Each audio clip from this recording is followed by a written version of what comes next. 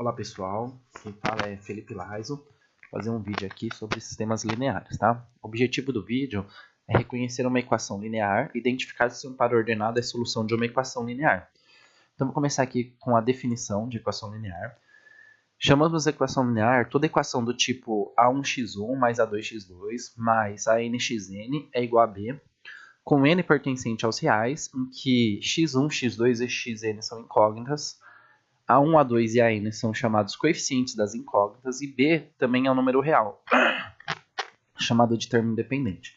Então notem que essa expressão que está roxa aqui, ela é uma forma genérica para representar todas as equações. Mas quando ele fala aqui, ó, x1, x2 e xn, esses x aqui, eles são as incógnitas.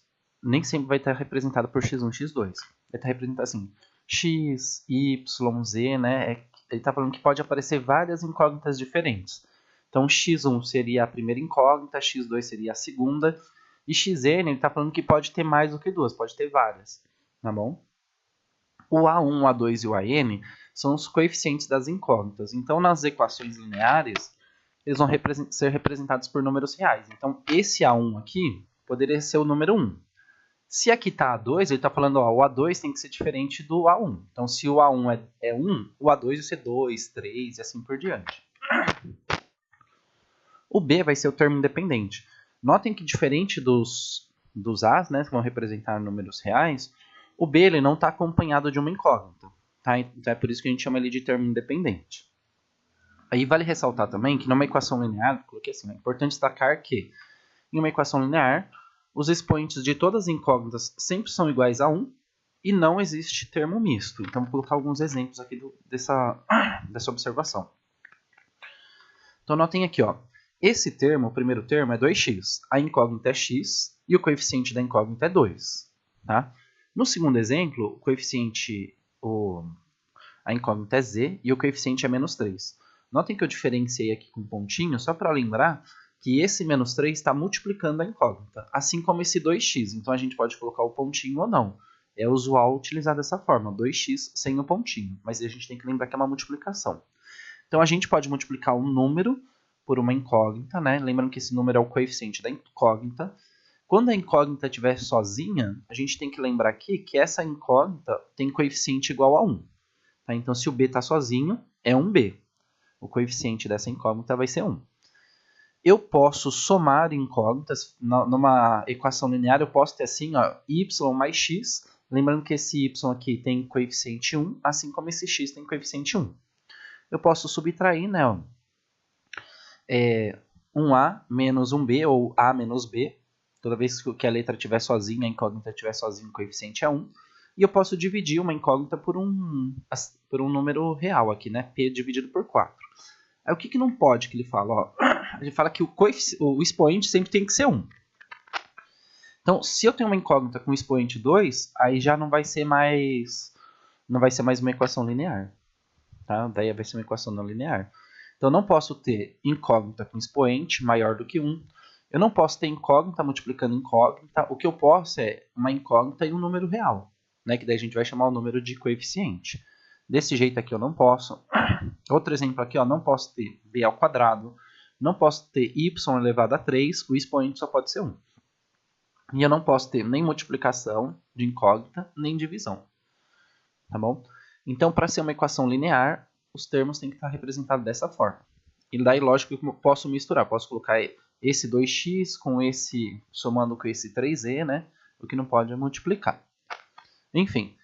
E aí chamamos de equação linear homogênea, toda equação linear cujo termo dependente é igual a zero. Então está aqui um exemplo de uma equação linear homogênea. Tenho x mais y igual a zero. O termo dependente seria o zero, né? O que não seria uma equação linear homogênea? Seria esse aqui, ó, 2x mais y igual a 5. Notem que o termo independente não é zero. Então, se é zero, é homogêneo. Se não é zero, a gente fala que não é homogêneo. Outro exemplo aqui de não homogêneo, ó, 2x menos 3y igual a 1. E um quarto exemplo aqui é ser homogêneo. O termo independente é zero. Então, vai ser uma equação linear homogênea. Então, notem que os dois últimos exemplos são praticamente iguais, a parte à esquerda da igualdade, né? Conforme no terceiro exemplo aqui é 1, não vai ser homogêneo. No quarto exemplo é 0, vai ser homogêneo. Certinho? E aí coloquei sobre solução de uma equação linear. Então dizemos que o par ordenado, né? Então, par ordenado, para que eu tenha aqui os valores, né? Lembrando lá do plano cartesiano, x e y, né? É uma solução da equação x mais y igual a 5 se, ao substituirmos x por 3 e y por 2 nessa equação aqui, né, obtermos a sentença verdadeira. Então, o que a gente faz? Vou repetir a equação, x mais y, vou trocar o x por 3 e o y por 2. E daí vai fazer a operação aqui que é de adição, né? 3 mais 2 vai ficar 5, né? Ficou 5 igual a 5. Daí eu vou responder assim, ó, 5 é igual a 5? Se a resposta for sim, então o par ordenado, 3,2, é uma solução da equação x mais y igual a 5.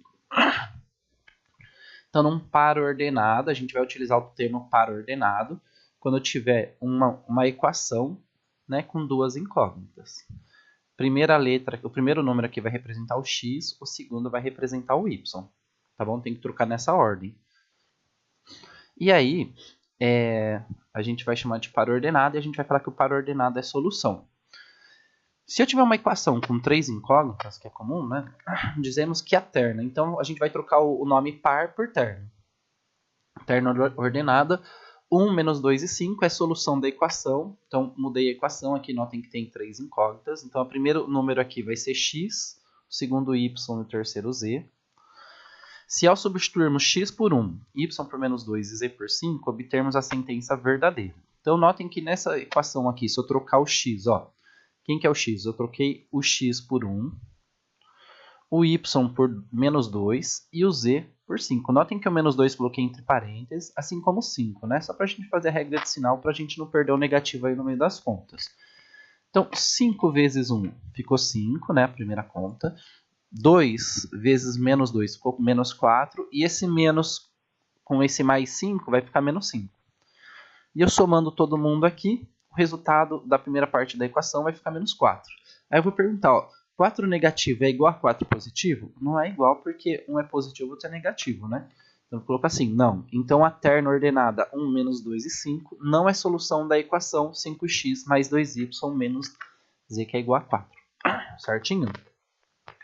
Então saber, né, sobre a solução, basta a gente pegar os valores de x, y, z, substituir na equação. A primeira parte da igualdade aqui, ó, vai ter que ser igual à segunda. Se for igual, é solução. Se não for igual, não é solução. Certinho? Aí uma parte que eu acho importante, a gente utiliza par ordenado quando a equação tem duas incógnitas, terna quando tem, igual essa daqui, quando tem 3 incógnitas. Quando tem 4 mais, né, a gente chama de ênuplo. Ordenada é toda sequência ordenada de n valores. Então, posso ter na equação x, y, z, w, daí a gente já vai chamar de ênuplo, tá bom? E aí, por fim, vou deixar um exercício para vocês treinarem. Ó. Verifique se as ternas ordenadas são soluções da equação linear 8x menos 2y mais z igual a 30. Então, no item A, eu vou trocar aqui o x por 4, vou trocar o y por 2 e vou trocar o z por 2. Aí vou realizar as contas e verificar se o resultado da primeira parte da igualdade vai ser igual a 30. Se for igual, vai ser solução. Se for diferente, não vai ser solução. Certinho? Depois eu gravo outros vídeos para explicar as outras atividades.